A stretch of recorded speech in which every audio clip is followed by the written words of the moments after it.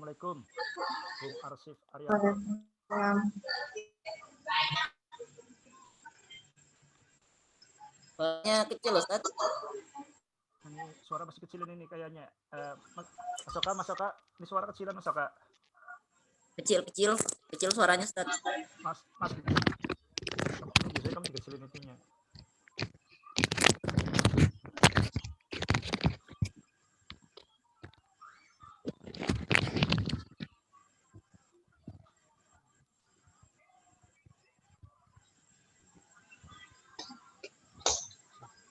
Terlihat di share screen, Pak.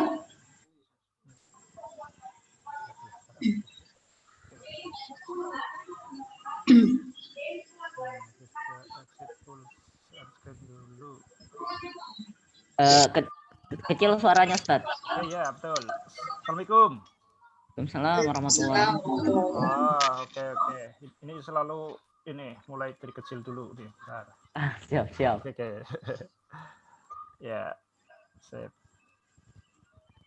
Oke, udah jelas ya? Iya, jelas, Ustaz. Oke, sip. Ini saya coba pakai headset.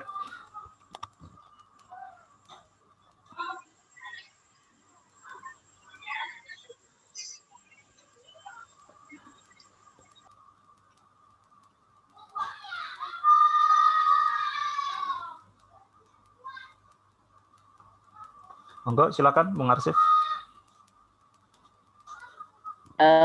Moderatornya masih prepare, Ustaz. Masih oke.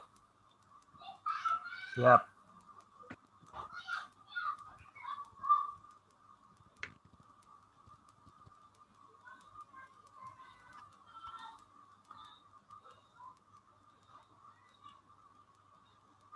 Ini kursor kelihatan ya, Bung Arsif? Di mana itu kursornya, Ustaz? Kursor ini, saya gerak-gerakin di buku. Nggak kelihatan? Kalau saya sih nggak lihat, Ustaz. Nggak lihat ya? Oke, berarti Iya. mungkin... Tidak terlihat, Ustaz. Lihat ya ini ya? Tidak terlihat, Ustaz. Nggak terlihat. Ini tulisan ini kelihatan nggak? Ini. Oh iya, terlihat, Ustaz. Kalau garisnya kelihatan, Ustaz. Oke, ada garisnya ya. Save. Ya. Oke. Ya. Ini mungkin saya perlu syarat-syarat supaya lebih terfokus. Ya.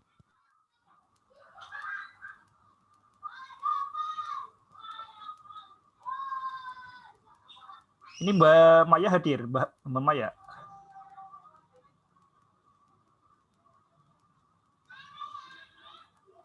Ini Mbak Maya hadir nggak ini? Ada. Ada pertanyaan untuk Mbak Maya ini. Kalau Mbak Maya Sepertinya nggak ada, Ustaz. Oke. Ini pertanyaan. Kenapa, Ustaz? Ini kan saya share itu kan ya, share di grup Ikatan Alumni SMA 1. Terus SMA 1 Kota Tegal. Oh, Nah, ya, Ustaz. kemudian si Sekum itu tanya, maksudnya inklusif itu apa? Karena beliau itu ini ya punya binaan itu kaum difabel. Mungkin ada yang pakai bahasa isyarat atau bahasa itu kan jubir yang pakai tangan atau apa. Karena kalau inklusif itu kan berarti melibatkan orang-orang difabel. Kebayang mereka itu. Oh gitu ya, Ustaz. Saya nggak terlalu paham sebenarnya. Kalau saya sih secara pribadi pemaknaan inklusif itu ini sih terkhusus gitu. Maksudnya ya khusus untuk yang tertentu aja. Kalau saya sih pahamnya begitu. Berarti lebih eksklusif itu.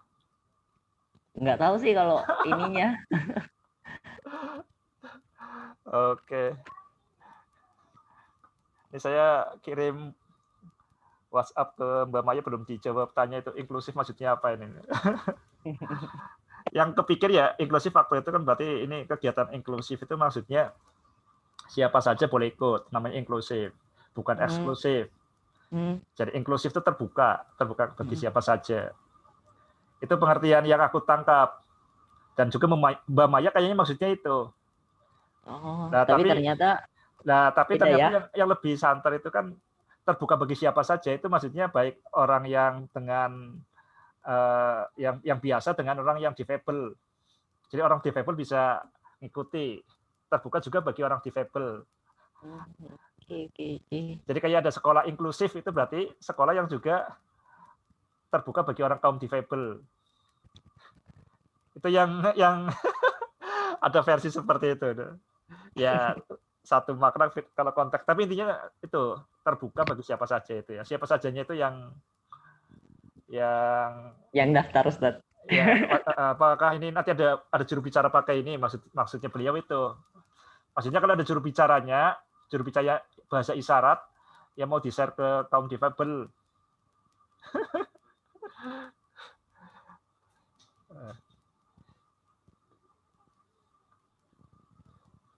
Okay. Oh ya Ustadz, itu sebenarnya record yang kemarin ada Ustadz, cuman dan memang di-upload sebenarnya di YouTube. Cuman memang tidak saya buka, maksudnya tidak orang yang hanya dapat link aja untuk bisa buka itu, karena saya khawatir aja. Tapi kalau Ustadz mau untuk terpublish, nanti dikirimkan ini linknya biar ini. Oke, nanti bertahap aja nih, karena kita biar 1 minggu aja. Kalau langsung 2 juga ini. Oh siap. Oke, bertahap saja.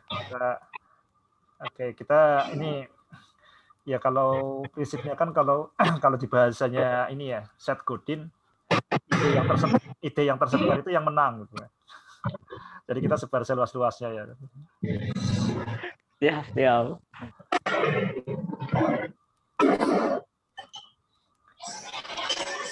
Ini Asma, berisik Asma di tempatnya. Aman.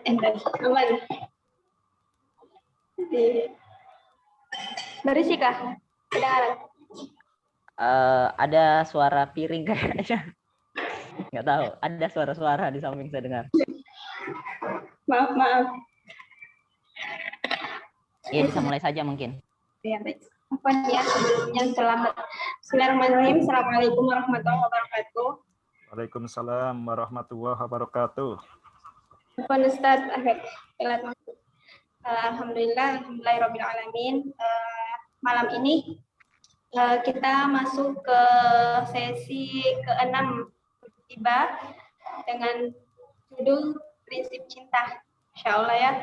Semoga apa yang hari ini kita akan laksanakan Allah ridha insyaallah. Kemudian salawat serta salam tak lupa pula kita kirimkan kepada baginda kita Nabiullah Muhammad sallallahu alaihi wasallam. Baiklah, untuk selanjutnya mungkin langsung saja ke Ustadz memberikan materi pada malam ini. Matur nuwun Mbak Ririn ya, kalau nggak salah. Kalau nggak ganti nama. Asma Ustadz, saya yang ini kesalahan pamfletnya Ustadz. Oh kayak gitu, ganti nama. Mbak Ririn ganti nama atau ganti orang ini? Oh, Asmania Haris ya? Asmania Haris yang di Facebook itu. Fotonya cocok Ustadz, namanya yang beda. Oh gitu, mungkin namanya salah Ustadz. Ya, kalau sesuai dengan tema kemarin sebenarnya nama itu bebas siapa saja ya, asal konsisten. Ya, simbol itu kan bebas saja, yang penting konsisten. Jadi kalau sekarang ini ganti Ririn jadi Ririn. Tapi memang konsisten pakai Mbak Asma ya. Oke, matur nuwun Mbak Asma. Oke, sahabat semua. Assalamualaikum warahmatullahi wabarakatuh. Bismillah walhamdulillah. Wassalatu wassalamu ala rasulillah wa ala alihi wa sahbihi wa mawalah la hawla wa la quwata illa billah amma ba'du. Ini suara jelas ya? Jelas, Ustaz. Jelas. Tadi suara Mbak Asma agak putus-putus.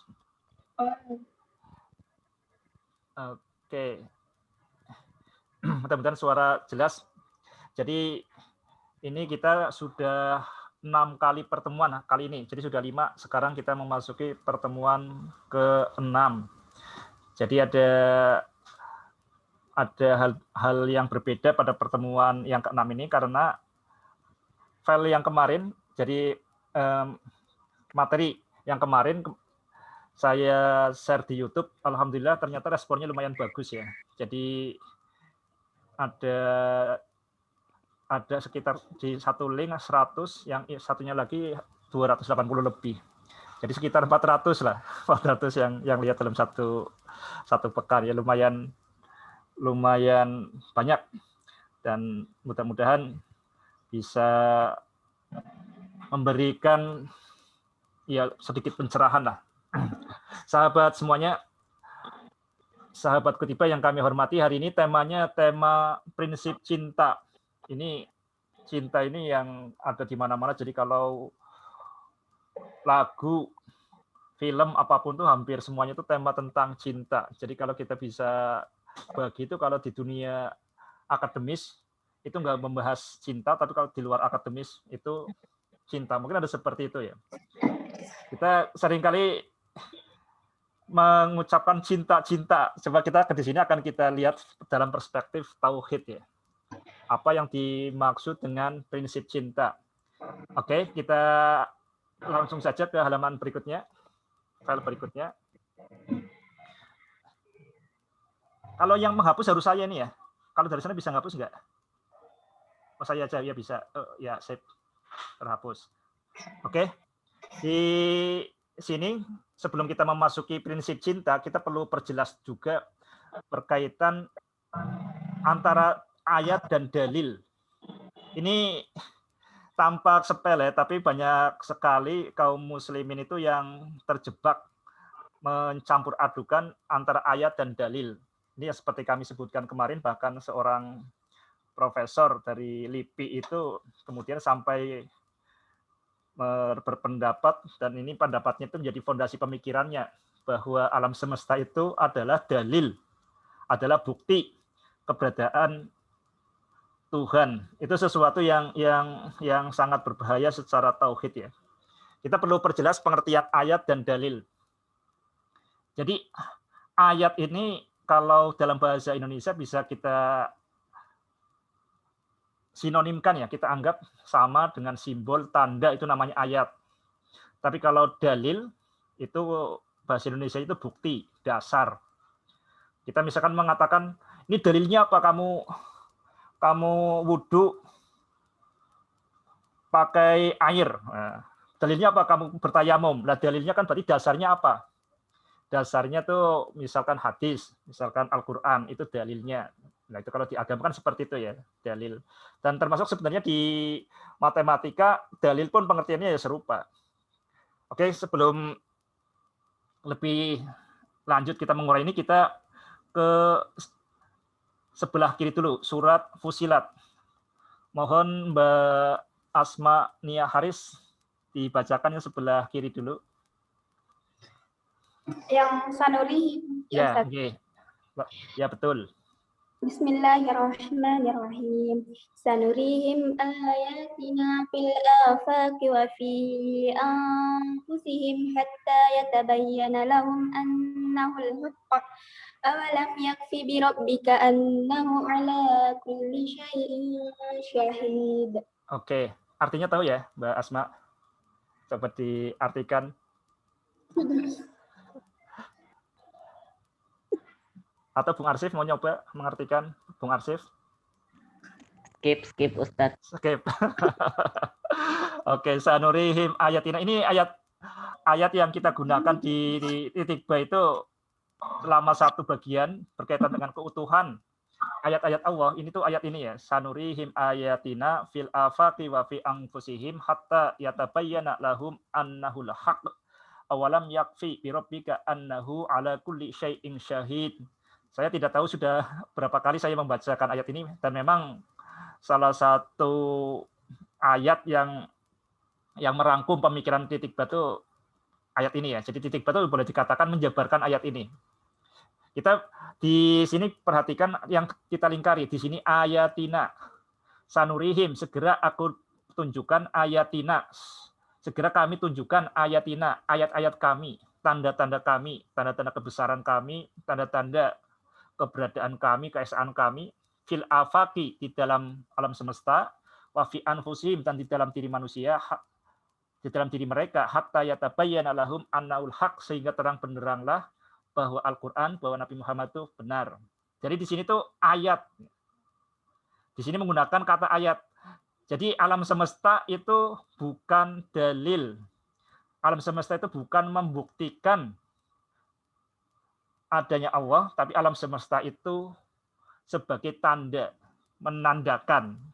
Ini tampaknya serupa, tapi nanti kita akan lihat perbedaannya. Jadi ini sangat beda.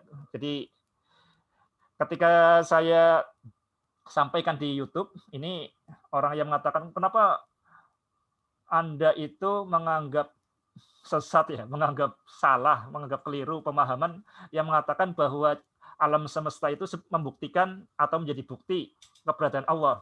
Kemudian beliau, orang itu, mengutip ayat ini, sanurihim ayatina fil afaqi wa fi anfusihim hatta yatabayyana lahum annahul haq. Saya bilang di mana di Al-Qur'an yang mengatakan bahwa itu bukti. Dan di sini yang tertulis secara lugas di sini itu adalah ayat. Ayat itu berarti kalau sesuai dengan prinsip tauhid, ayat adalah ayat. Betul nggak, Bung Arsif? Ya, Ustaz. Ya, jadi itu hal yang sangat dasar. Dan ini kita tidak mengalami kesulitan ketika kita memahami ayat sebagai ayat.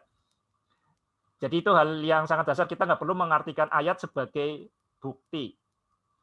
Nah, kalau di Al-Quran berkaitan dengan bukti, itu kita bisa lihat di surat Al-Furqan. Di sini Al-Furqan surat ke-25 ayat ke-45. Mbak Asma, mohon dibaca lagi yang satunya lagi. Ya, Ustaz. 45.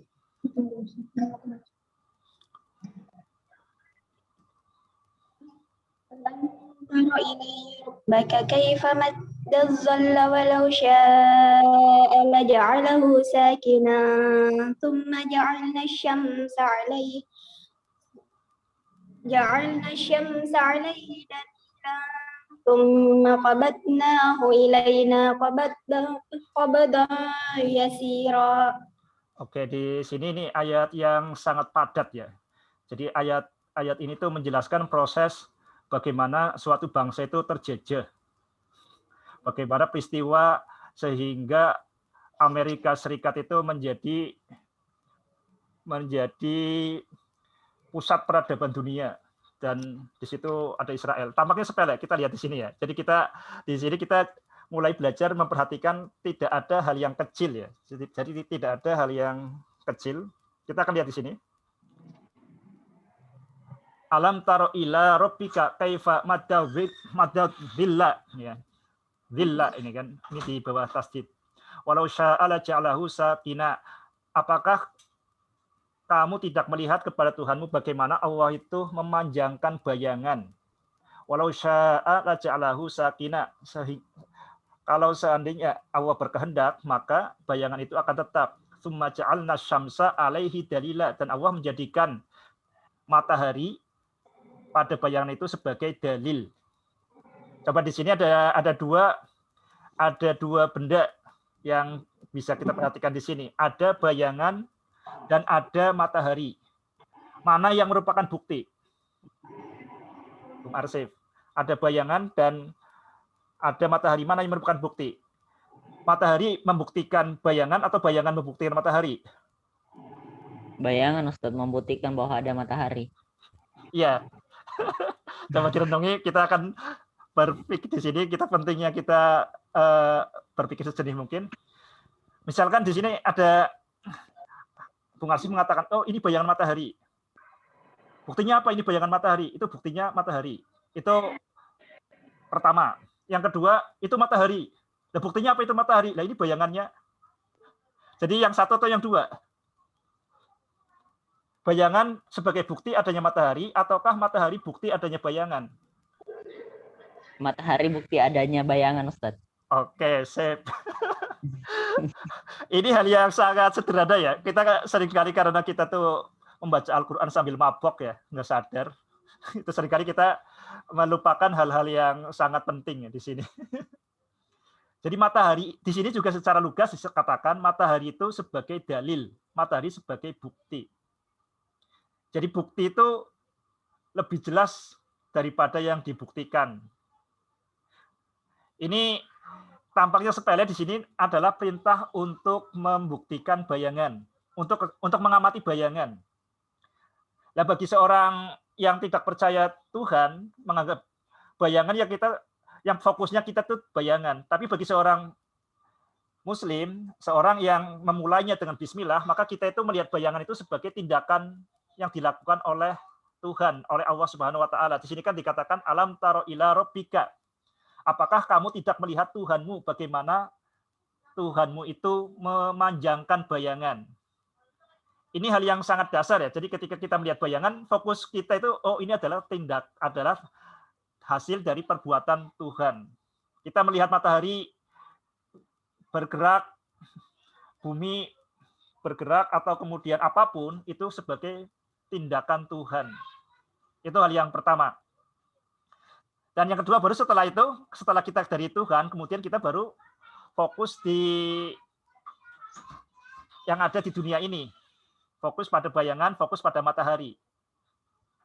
Sahabat ketiga yang kami banggakan, yang mudah-mudahan dalam semangat untuk lebih mensyukuri, mencermati tanda-tanda Allah Subhanahu wa taala. Jadi dengan mengamati bayangan, ini ada seorang Yunani namanya Eratosthenes. Dia cukup dengan tongkat ya, bayangan dari tongkat. Ya, bayangan dari tongkat itu ada karena adanya matahari ya. Nah, itu bisa kemudian mengukur keliling bumi. Jadi keliling bola bumi. Ini cukup hanya dengan bayangan. Dengan keyakinan, dengan aksioma, dengan iman bahwa bumi bentuknya bulat, lah karena sesuatu yang diimani itu kan harus berbuah imajinasi dan inovasi. Masih ingat kemarin ya? Nah, bermula dari iman bahwa bumi itu bulat, kemudian detail operasionalnya bagaimana? Jadi yang namanya iman, sesuatu yang sangat jelas yang kita imani itu harus berbuah sesuatu. Nah, dari iman bahwa bumi bulat itu kemudian Eratosthenes itu memanfaatkan keimanan itu untuk memandu dari pengukuran bayangan sampai pada pengukuran bola bumi. Dan itu akurasinya luar biasa. Kemudian setelah bertahun-tahun kemudian, ukuran bola bumi, ukuran keliling bumi yang ditemukan Eratosthenes ini sampai ke Columbus. Pernah dengar Columbus ya? Bung Arsif. Nah, si Columbus ini dia tuh seorang pedagang peta. Berdasarkan perhitungannya Eratosthenes itu bahwa ternyata keliling bumi itu hanya sekian, itu membuat keberanian untuk mengelilingi bumi. Maka sejarah mencatat penjelajahan Columbus. Dari pengamatan pada bayangan muncul kemudian penjelajahan Columbus. Columbus ini kemudian menemukan benua yang kemudian diberi nama Amerika. Lah Columbus itu ditemani itu orang-orang Yahudi di situ. Lah ini awal mulanya penjelajahan. Setelah Columbus kemudian bergerak, kemudian diikuti juga penjelajah lain, termasuk kemudian Belanda sampai ke Indonesia. Sampai kemudian diberi nama suatu kepulauan yang disebut sebagai Hindia Belanda. Hindia Belanda itu kemudian merdeka menjadi Indonesia. Jadi asal mulanya Indonesia itu dimulai dari pengamatan pada bayangan. Sahabat ketiga yang kami banggakan, yang mudah-mudahan selalu dalam rahmat Allah. Jadi kita jangan sepelekan itu bayangan kayak gitu tok. Nggak ada sesuatu yang kecil. Ya. Tidak ada sesuatu yang kecil yang kita melihatnya dengan cinta. Jadi tidak ada perbuatan kecil kalau kita melakukan dengan cinta, dan tidak ada perbuatan yang kecil yang kita kaitkan dengan tauhid. Karena segalanya itu satu, utuh, tak terbagi, dan sejatinya nggak ada. Jadi ukuran besar kecilnya itu bukan besar kecilnya pekerjaan. Jadi pekerjaan itu dianggap besar kalau dikaitkan dengan Allah yang Maha Besar. Ini berkaitan dengan masalah bukti, mana bukti dan mana yang dibuktikan. Mudah-mudahan jelas ya di sini ya. Jadi matahari itu adalah bukti. Wa ja'alna syamsa 'alaihi dalila. Ini yang pertama. Yang kedua yang hendak saya sampaikan, bahwa yang namanya iman itu sesuatu yang kita terima karena atau disebut sebagai iman, atau di matematika sering disebut aksioma, itu harus ditumbuhkan. Kalau iman hanya diucapkan saja, itu sebenarnya kan omong kosong, bohong-bohongan, hanya lucu-lucuan saja. Jadi yang namanya iman harus kemudian berbuah inovasi, Makanya amanu wa amilus solihat, atau kalau kita lebih urutkan, kalau ada iman, iman itu kemudian memandu imajinasi. Imajinasi itu kemudian inovasi, dan karena inovasi perbuatan baik maka kita masuk surga. Jadi runutannya seperti itu. Iman masuk surga itu kalau bukan dari iman langsung surga, itu berarti kita loncat, bernalar loncat, beriman masuk surga. Pokoknya iman. Kalau beriman kayak gini berarti beriman maka surga, kalau enggak ya berarti kafir. Jadi yang namanya iman itu bukan masalah untuk ini ya masuk surga ya ini, tapi iman itu harus berbuat inovasi. Kalau kemudian mengimani bahwa jagat raya itu datar, ya detail operasionalnya bagaimana? Jadi tidak mungkin kemudian orang yang namanya Columbus itu berani kemudian menjelajah bumi kalau memiliki keimanan bahwa bumi ini datar. Mudah-mudahan sahabat semua bisa memahami bahwa yang namanya iman itu yang penting adalah ditumbuhkan. Oke, ini yang perlu kita cermati supaya kita pahami, bukan iman itu jangan loncat ya. Iman berarti masuk surga. Jadi iman kemudian berbuah amalus solihat, nah karena itu kemudian kita nanti diganjar masuk surga. Bukan kemudian loncat iman masuk surga. Kita seolah-olah mengabaikan nikmat Allah, mengabaikan posisi kita, fungsi kita sebagai khalifatullah fil ard. Mungkin ini bisa dipahami ya, mudah-mudahan ya, Bung Arsif, Mbak Asma. Siap, Ustaz. Oke. Nah, ini bedanya antara ayat dan dalil. Nanti sebenarnya kita akan bahas ini bisa berjam-jam. Kita lanjutkan dulu.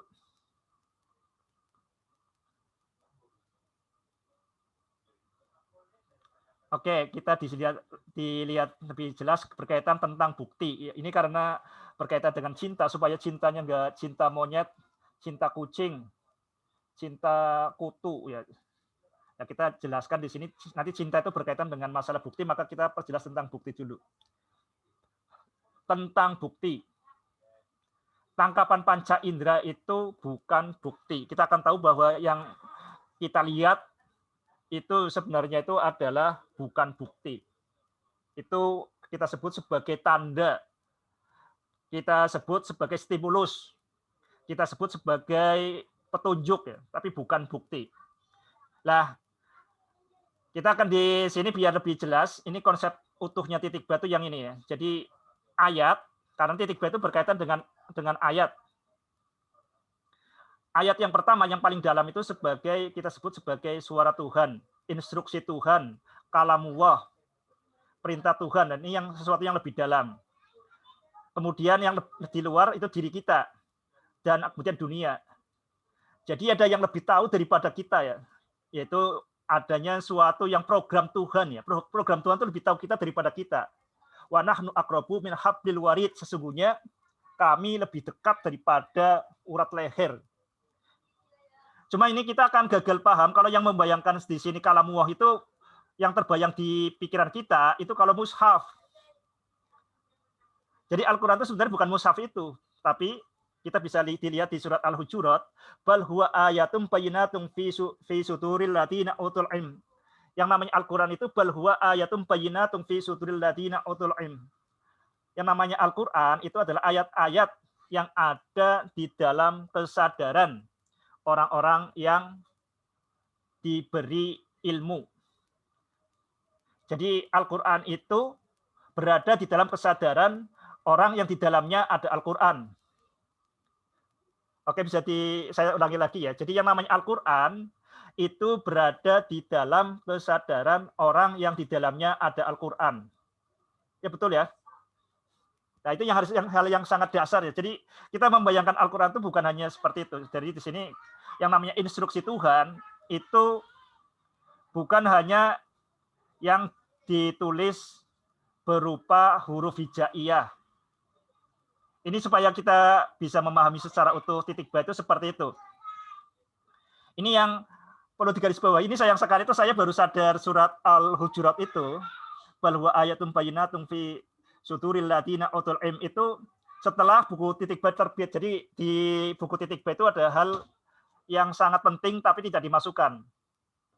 Ini bisa dicek ya nanti di surat Al-Hujurat. Saya lupa ayat keberapa. Nanti ini ada kaitannya dengan kenapa Nabi Muhammad itu seorang nabi yang tidak bisa baca tulis. Nah, itu penjelasannya itu berkaitan dengan itu. Al-Qur'an itu bukan masalah tulis-tulisan seperti itu. Bal huwa ayatum bayyinatum fi suduril ladina utul ilm kama yajhadu bi ayatina illa dzalimun. Jadi yang namanya Al-Qur'an adalah yang ada di dalam kesadaran orang yang di dalamnya ada Al-Qur'an. Ini yang dimaksud suara Tuhan itu maksudnya seperti itu. Oke? Ini gambaran secara utuh ya. Simbol pertama adalah Al-Quran, suara Tuhan, kemudian diri manusia, kemudian dunia. Ini urutan dari dalam keluar. Kalau dari luar ke dalam, berarti dunia, diri, dan suara Tuhan. Kita akan tahu dari gambar ini. Coba kalau dilihat dari gambar ini ya, dari kiri ke kanan, apa fondasi dari dunia? Apa dasar dari dunia?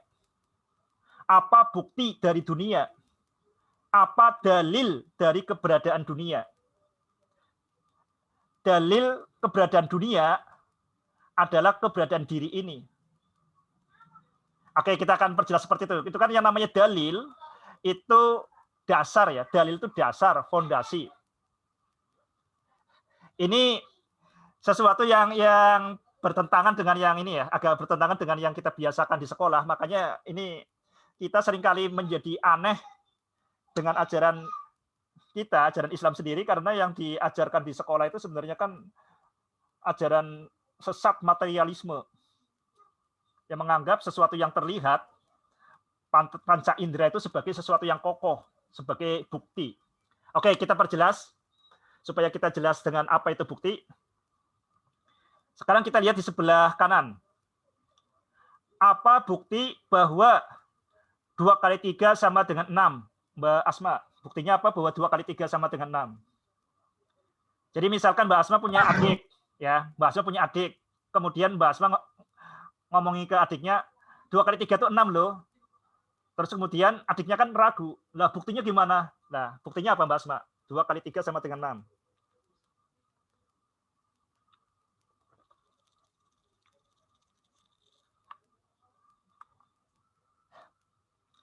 Atau Bung Arsevis, apa bukti 2 kali 3 sama dengan 6?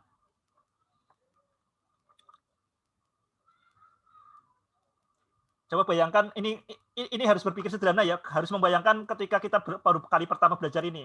Kalau pikiran kita pikiran SMA malah kita susah. Kita harus pikiran SD. Kelas 3 SD. Kenapa Bung Arsif itu menerima 2 kali 3 sama dengan 6? Berarti kan ada bukti. Karena ini 2 tambah 2 sebanyak 3 kali, Ustaz. Ya, jadi 6. Itu buktinya seperti itu. Jadi yang namanya perkalian menjadi bukti, menjadi dasar bagi yang namanya penjumlahan menjadi bukti atau dasar atau fondasi bagi perkalian. Oke ya, jadi bukti itu selalu yang lebih jelas seperti itu. Tapi sebenarnya bukti yang lebih lanjut itu sebenarnya itu belum tuntas. 2 kali 3 sama dengan 6, itu kan bisa 3 tambah 3 sama dengan 6. Tapi kalau kita lihat yang kemarin, bahwa yang paling dasar adalah tauhid. Ujungnya itu 2 kali 3 sama dengan 6, karena 2 kali 3 itu sama dengan 6. Berarti 6 sama dengan 6. Oke ya. 2 kali 3, kita lihat yang ruas kiri. 2 kali 3, itu berarti kan 3-nya ada 2. 3 ditambah 2 sama dengan 6. Itu ruas kiri. Ruas kanannya apa? 6. Oh, berarti 6 sama dengan 6. Oke. Karena ini sesuai tauhid, 6 sama dengan 6, maka kita terima. Jadi bukti dari segala hal itu adalah tauhid. Sesuatu itu benar atau salah, itu buktinya sebenarnya tauhid.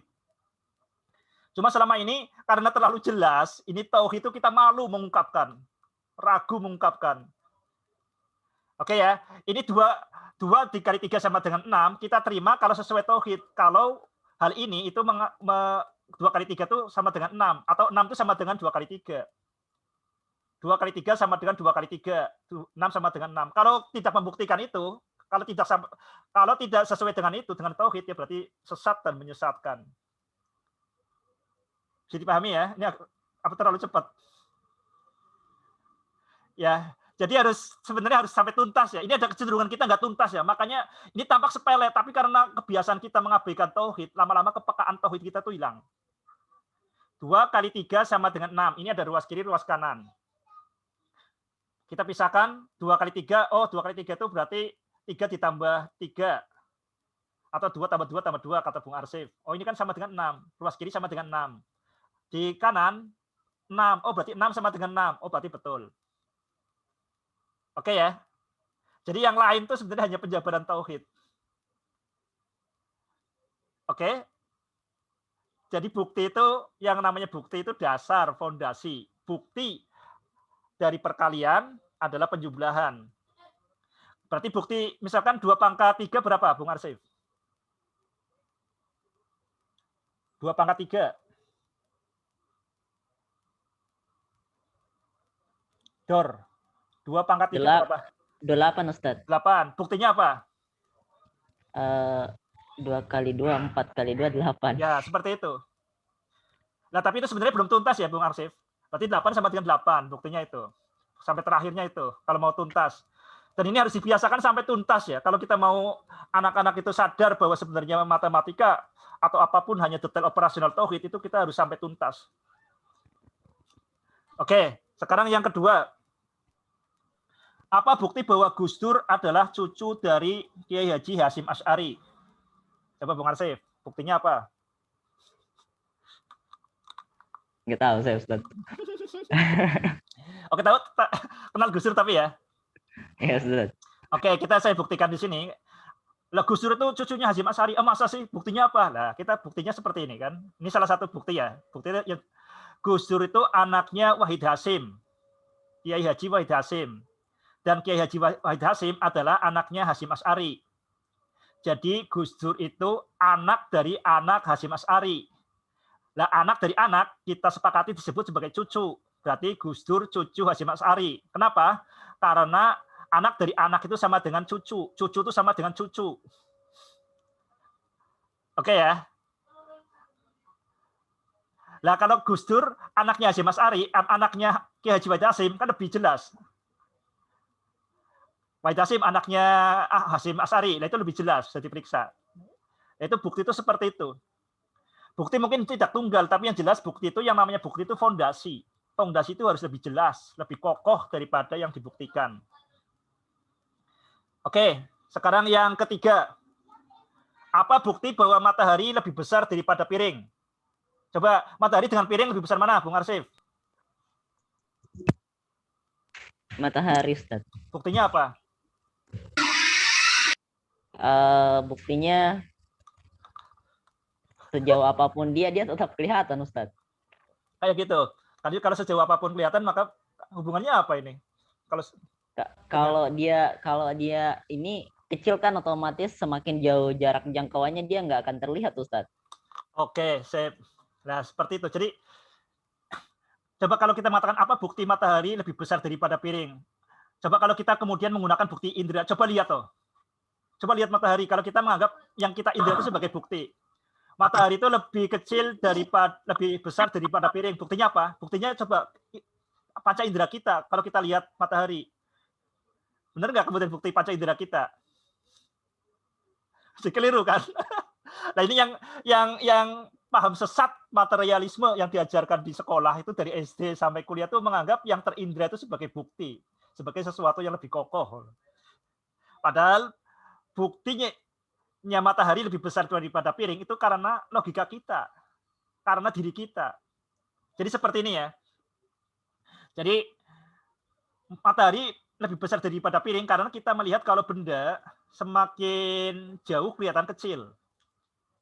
Berdasarkan pengalaman, kita akan menemukan bahwa benda kalau jauh itu terlihat kecil. Nah, dari pengalaman itu kemudian kita membuat teori. Itu namanya proses induktif. Dari pengalaman yang banyak, kita kemudian menyimpulkan. Itu namanya proses induksi. Ini mudah-mudahan bisa dipahami ya, ini mahasiswa semua. Oke. Jadi dari pengalaman yang banyak, kita kemudian mengambil teori. Melihat kalau pesawat ketika dilihat di bandara besar, ketika terbang jadi kecil. Oh, berarti benda kalau jauh itu kecil. Kita selalu seperti itu. Kemudian kita menyimpulkan, benda apapun kalau jauh itu berarti tambah kecil. Jadi itu namanya proses induksi. Sekarang kita kemudian proses deduksi dari kemudian teori diterapkan. Oh, matahari jauh. Maka kemudian matahari itu terlihat kecil. Jadi seperti itu. Jadi kita membuktikan bahwa matahari lebih besar daripada piring, itu buktinya ada dalam diri kita, bukan pada panca indera. Jadi bukti bahwa matahari itu lebih besar daripada piring, itu buktinya bukan di panca indera, tapi ada di dalam diri kita. Sekarang yang terakhir dibaca, Bung Arsif. Apa bukti bahwa babi ngepet sebenarnya adalah manusia? Buktinya apa? Saya nggak tahu ini Ustaz. Saya nggak pernah lihat soalnya, cuma pernah nonton film doang. Oke, kalau kuntilanak itu ada nggak? Nggak ada sih Ustaz. Nggak ada. Bahas mana? Jadi kenapa nggak ada itu? Ya karena yang lihat saja orang tertentu aja kan, bagi orang lain nggak melihat itu. Itu berarti tidak terbukti. Terbukti bagi satu orang mungkin lah. Jadi bagi orang lain kan nggak terbukti. Nggak mungkin ada yang namanya babi ngepet sebenarnya masuk itu nggak mungkin. Jadi kita mengatakan nggak mungkin itu buktinya karena di dalam diri kita. Oke ya. Jadi bukti alam semesta itu adalah ada di dalam diri kita. Ini sesuai dengan yang kita baca di awal titik ba, watas umu annaka jirmun sohirun wa finkan tawal alamul akbar. Engkau mengira bahwa jagat raya engkau mengira sebagai jasad mungil yang tak berdaya, padahal di dalam dirimu itu adalah jagat raya. Jadi jagat raya adalah yang bisa diterima, yang bisa ditampung oleh kesadaran kita, yang bisa ditampung oleh diri kita. Oke ya. Nah, Indonesia itu ada nggak, Bung Arsif? Indonesia itu ada nggak? Ada. Yakin? Buktinya apa? Buktinya karena ini dia bisa dilihat di peta bahwa dia ada. Nah, zaman dulu zaman Majapahit. Zaman Majapahit. Mungkin karena adanya sepertinya karena ada perpindahan Ustadz. Ada orang yang berpindah-pindah jadi dia tahu ada daerah sebelah sana. Nah, zaman Gajah Mada ada nggak itu Indonesia? Zaman Majapahit. Kalau dibahasakan menurut sejarah sih Ustadz, Indonesia nggak ada. Di situ baru ada Nusantara sih Ustadz. Oke, jadi kita dulu tuh ini ya, saya cerita tentang Uni Soviet. Pernah dengar ya, Uni Soviet? Mudah-mudahan ini Mbak Nurul, Mbak Indah Nur, ini kemudian Mbak Asma. Pernah lihat ini ya, Uni Soviet? Uni Soviet itu ada nggak? Nah, Uni Soviet itu adanya di mana? Nah, pada tanggal tertentu, Boris Yeltsin dan beberapa presiden itu tanda tangan. Uni Soviet bubar. Seketika itu, Uni Soviet walaupun masih ada di peta itu hilang. Berarti Uni Soviet itu di mana Uni Soviet? Di dalam ingatan kita, Ustaz. Nah, seperti itu sebenarnya. Jadi menjadi ada karena ada di dalam diri. Apapun itu menjadi ada kalau kemudian ada di dalam diri. Makanya itu alasannya kemudian ada Indonesia Raya, ada bendera, ada kemudian pahlawan nasional, ada kemudian upacara. Itu untuk menanamkan supaya karena keberadaan apapun itu fondasinya itu ada di dalam diri. Ini hal yang sangat dasar. Dan ini sebenarnya bukan hanya tentang ilmu sosial. Ini berkaitan dengan IPA pun seperti itu. Makanya sekarang tuh ilmu menjadi membingungkan. Itu karena secara utuh tuh di IPA menganggap yang paling jelas itu yang terindera. Bukti itu yang bukti indrawi. Makanya sampai ada seorang tadi Profesor Dr. Insinyur itu mengatakan bahwa alam semesta sebagai bukti keberadaan Allah karena menganggap yang terindera itu sebagai bukti. Oke ya, bisa dipahami ya? Mbak Asma, bisa dipahami Mbak Asma? Oke, kalau bisa kita masuk ke berikutnya. Oke, sekarang kita ini lumayan kita ini matematika dikit ya, nggak apa-apa ya.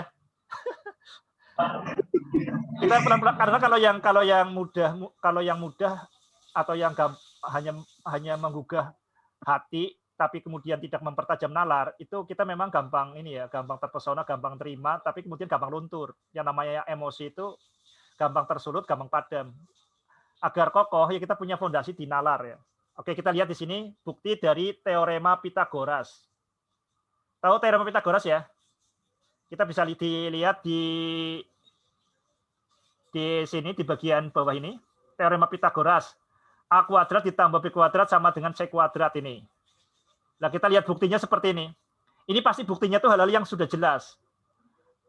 Saya tidak akan memperjelas ini, nanti pusing. Tapi yang pengen saya tekankan tuh yang warna hijau ini. Nggak bisa nulis ini. Yang di sini. Ini yang sering hilang. Area of ABCD sama dengan area of ABCD. Ini yang sering hilang. Luas dari daerah ABCD, kita lihat di sini A, B, C, D, sama dengan luas dari daerah ABCD. Betul atau salah? Betul, Ustaz. Betul. Jelas ya, sangat jelas ya. Iya. Sangat kokoh kan di pikiran kita. Luas dari ABCD sama dengan luas dari ABCD. Betul, Mbak Asma? Betul, Ustaz. Yakin? Insya Allah. Oke, jadi tidak boleh ada paksaan dalam sistem yang benar. La ikroha fiddin. Tidak ada paksaan dalam sistem yang benar. Kebenaran itu sangat jelas ya. Cuma entah kenapa ini yang mulai siapa itu hal yang sangat jelas ini, prinsip tauhid ini dihilangkan. Prinsip tauhid itu dihilangkan. Saya tidak tahu apakah ini kesengajaan biar orang itu berpikirannya kacau atau bagaimana, tapi prinsip yang sangat jelas ini kok tidak disampaikan. Tidak diajarkan. Ini tulisan saya ini ya. Yang aslinya nggak ada tulisan ini, tapi langsung yang rumit-rumit ini. Kira-kira ini konspirasi atau apa? Sesuatu yang sangat jelas kok malah disembunyikan. Sesuatu yang sangat kokoh kok malah dihilangkan. Sesuatu yang sangat dasar kok malah diabaikan. A sama dengan A, B sama dengan B, luas ABCD sama dengan luas ABCD. Kan sangat jelas kan? Luas ABCD sama dengan luas ABCD. Betul nggak, Mbak Asma?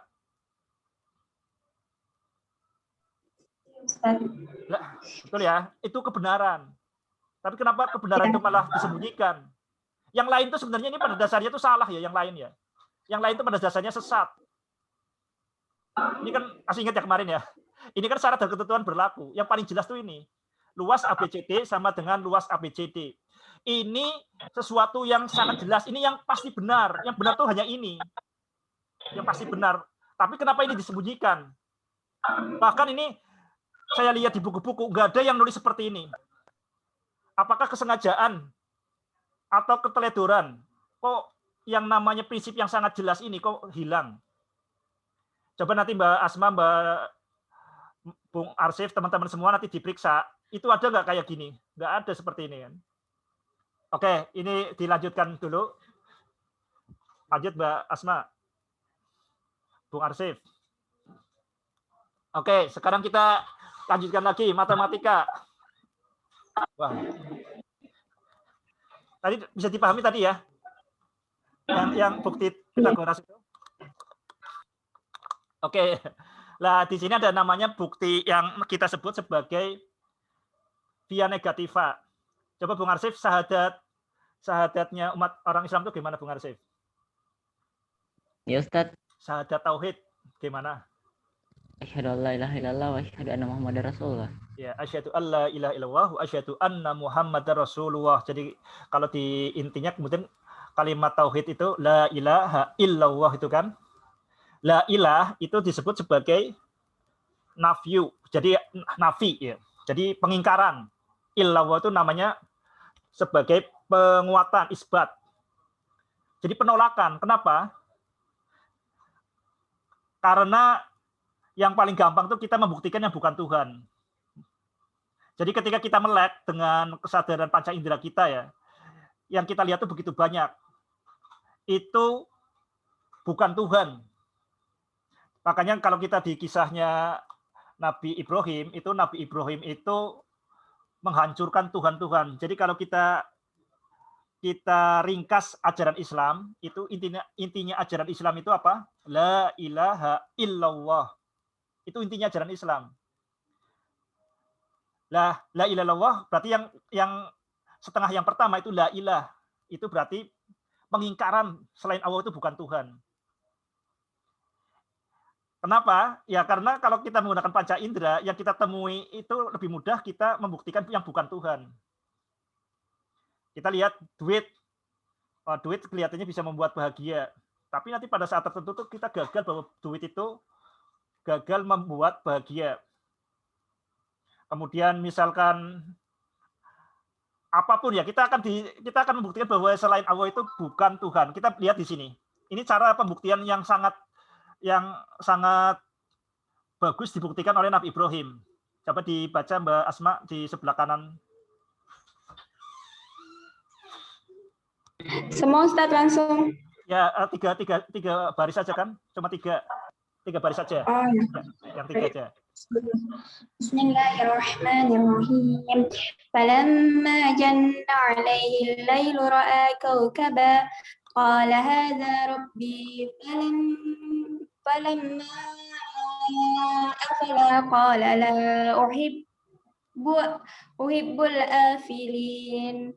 فلما رأى القمر بازغا قال هذا ربي فلما أفل قال لئن لم يهدني ربي لأكونن من القوم الضالين فلما رأى الشمس بازغة قال هذا ربي هذا أكبر فلما أفلت قال يا قوم inni bari'um mimma tusyrikun. Oke, ini teman-teman sudah kebayang artinya di sini ya. Ini kisah Nabi Ibrahim. Falamma janna 'alaihi al-lailu ra'a kawkaba qala hadza rabbi falamma afala qala la uhibbul afilin. Jadi ketika Nabi Ibrahim melihat bintang kemudian mengatakan inilah Tuhanku. Kemudian ketika bintang itu tenggelam, Nabi Ibrahim mengatakan saya tidak suka Tuhan yang bisa menghilang, yang hilang. Masa Tuhan yang hilang, ya kan?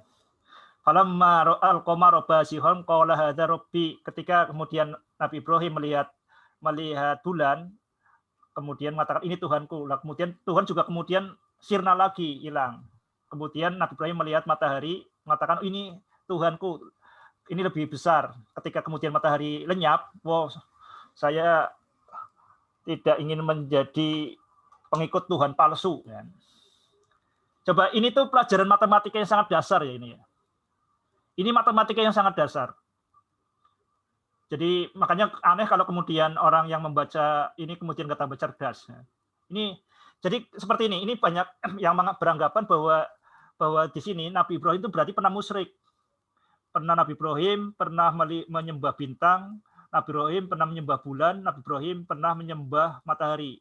Ini kalau kita tidak hati-hati, tidak membaca tafsir secara cermat, kita menganggap oh Nabi Ibrahim aja pernah menyembah bintang, pernah menyembah bulan, pernah menyembah matahari. Tidak seperti itu ya.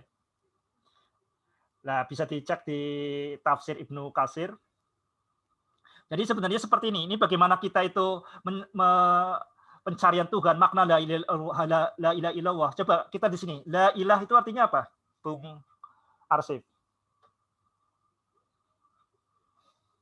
Tidak Tuhan. Tiada Tuhan. Illallah. Jadi pertama itu ketika kita mau membuktikan ini bukan Tuhan, kita anggap saja dia Tuhan.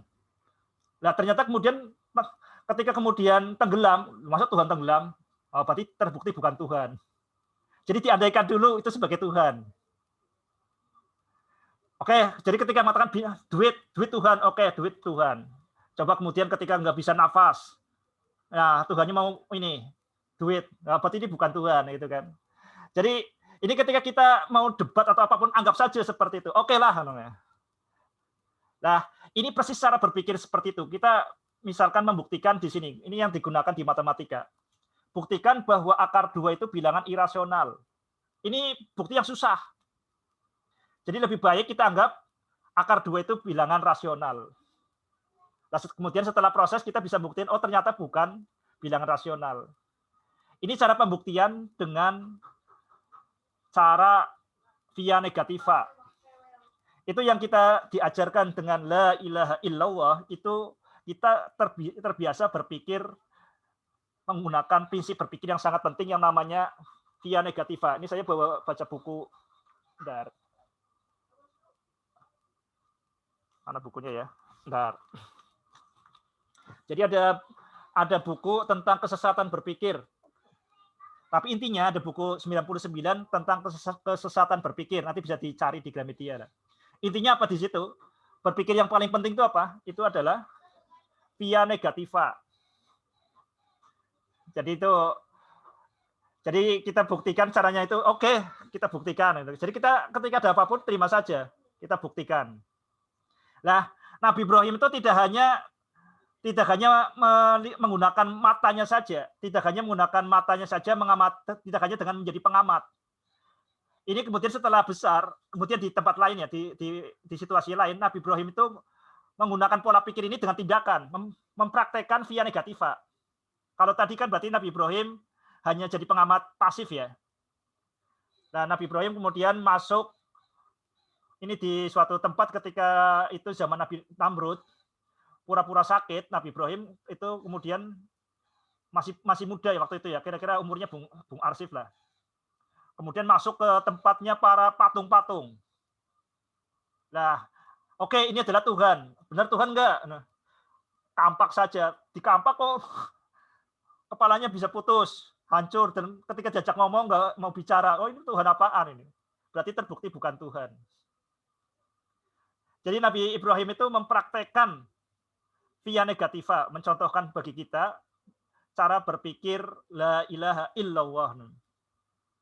Kita lihat bintang yang pertama tadi dengan ini ya, dengan jadi pengamat pasif, yang kedua dengan langsung pelaku, praktek ya. Jadi tangannya ikut bergerak. Ini begitu canggihnya ya, begitu lugasnya Al-Qur'an itu menjelaskan tentang cara berpikir yang sangat penting. Berpikir la ilaha illallah, detailnya bagaimana itu dijelaskan dengan cerita Nabi Ibrahim. Jadi seharusnya makanya kalau memahami cerita ini pembuktian matematika seperti ini gampang ya. Ini gampang nggak Bung Arsif? Yang sebelah kiri ini. Sudah belajar kayak gini kan ya? Saya nggak terlalu paham Ustaz sebenarnya. Tapi kalau yang di cerita Nabi Ibrahim ini bisa jelas ya? Iya, bisa Ustaz. Oke, nah ini manusia itu sebenarnya lebih berpikir menggunakan cerita daripada dengan logika. Itu makanya Al-Quran itu banyak sekali menggunakan cerita-cerita untuk menyampaikan pesannya. Coba kalau kebayangan kalau penyampaiannya seperti ini apa ini? Sebelah kiri ini. Oke, Mbak Asma Nia Haris, bisa dipahami ya, Mbak Asma? Insya Allah, Ustaz. Oke, yang matematikanya apa yang ceritanya? Cerita. Oke. Oke, kita lanjut Mbak Asma. Ini baru pengantarnya. Sekarang di sini, apa bukti dari cinta? Kita pasti itu cinta atau bukan itu kita buktinya apa? Coba kalau kita lihat di sini, yang namanya bukti adalah dasar, fondasi. Berarti kalau bukti dari cinta di dalam prinsip titik batu adalah tauhid. Jadi kalau tidak berdasarkan cinta itu sebenarnya bukan tauhid. Namanya cinta-cintaan, cinta lucu-lucuan, atau bisa berupa nafsu atau juga berupa keserakan. Jadi kalau tidak berdasarkan tauhid, yaitu itu kita bisa nilai lah. Coba kita bisa nilai apakah kita kemudian cinta dengan kutiba kegiatan ini, kemudian berdasarkan tauhid apa enggak. Kalau tidak berdasarkan tauhid, ya berarti bukan cinta yang sesungguhnya. Pasti akan merusak diri atau merusak orang lain. Oke ya, ini hal yang sangat dasar. Jadi kita membaca titik batu secara utuh. Jadi nanti prinsip dari fondasi dari adil itu cinta. Nah, kita sekarang fokus di sini. Fondasi atau bukti atau dasar atau dalil dari cinta adalah tauhid. Mohon dibaca yang Al-Qur'annya, Mbak Asmania Haris. Bismillahirrahmanirrahim. Qul bifadlillahi wa birahmatihi fabidzalika falyafrahu huwa khairum mimma yajma'un. Oke. Kita sering mengatakan bahwa tugas utama kita itu adalah bergembira, berbahagia. Dalilnya apa? Kan sering kayak gitu kan? Misalkan Bung Arsif jadi ustadz atau Mbak Asmania Haris jadi ustadzah. Bahwa tugas utama manusia itu bergembira. Nah, kemudian ada audiens, ada pendengar, kemudian protes. Buktinya apa? Dalilnya apa? Nah, buktinya apa? Kan dalilnya apa? Anda ngomong itu dasarnya apa? Nah, dasarnya adalah ini. Qul bi fadlillahi wa bi rahmatihi fabidzalika falyafrahu huwa khairum mimma yajma'un. Katakanlah karena karunia Allah dan karena rahmatnya, oleh karena itu bergembiralah. Dan itu lebih baik daripada apapun yang kamu kumpulkan. Jadi karena itu tugas utama kita adalah falyafrahu, bergembira. Ya, kenapa bergembira? Ya karena rahmat dan karunia Allah. Ya, jadi tugas kita itu sebenarnya karena kita mendapat rahmat dari Allah, kemudian tugas kita mengungkapkan rahmat Allah kepada dunia. Itu namanya falyafrahu. Oke, ya, makanya kalau orang yang tidak berbahagia itu berarti melalaikan tugas. Makanya ya wajar tidak bahagia. Atau kita katakan kalau orang yang tidak berbahagia itu sebenarnya orang kurang ajar, ya. Tidak sadar bahwa dirinya itu dikaruniai Allah, tidak tahu terima kasih. Ya kita dicek lah kalau kemudian kita itu kemudian sedih, itu sebenarnya sumbernya adalah karena kita itu kurang ajar, tidak tahu terima kasih kepada Allah Subhanahu wa taala. Ini hal yang sangat dasar ya. Jadi kita menyampaikan cinta kalau kita nggak dikaitkan dengan Allah Subhanahu wa taala, ya nanti akan kecewa. Apalagi nanti ditolak dan sebagainya. Saya teringat ini contoh bagi teman-teman yang masih jomblo. Ini banyak yang jomblo ya, Bung Arsif? Banyak ya ini ya? Sepertinya, Ustaz. Bung Arsif jomblo juga, Bung Arsif? Sepertinya begitu. Nah, ini resep dari teman ya. Jadi ketika teman itu sering ditolak teman ini, ketika nembak cewek, nembak akhwat, kemudian ditolak, jawabannya apa? Oh, terima kasih. Memangnya cuma kamu yang menolak saya. Masih banyak cewek-cewek lain yang akan menolak saya. Memangnya cuma kamu akhwat yang menolak saya. Masih banyak akhwat-akhwat lain yang akan menolak saya. Nah, jadi benar-benar dia punya sadar yang kokoh ya. Jadi, maksudnya kita ya hati-hati ya. Cinta itu tugas yang sangat besar. Yang totalitas ya. Makanya kalau fondasi kita lemah ya siap-siap kita itu tersiksa atau membuat orang lain tersiksa. Makanya jangan heran kemudian kalau orang itu ada yang bunuh diri, ada yang bunuh orang, ada yang bunuh kecoa, ada yang macam-macam, ya kemudian lari ke dunia gelap karena listrik mati, ya itu karena cintanya itu nggak punya fondasi. Ini kalau cinta ini ya seperti itu. Tapi secara umum seperti itu. Karena cinta itu adalah aktivitas yang sangat besar, maka harus memiliki fondasi yang sangat besar.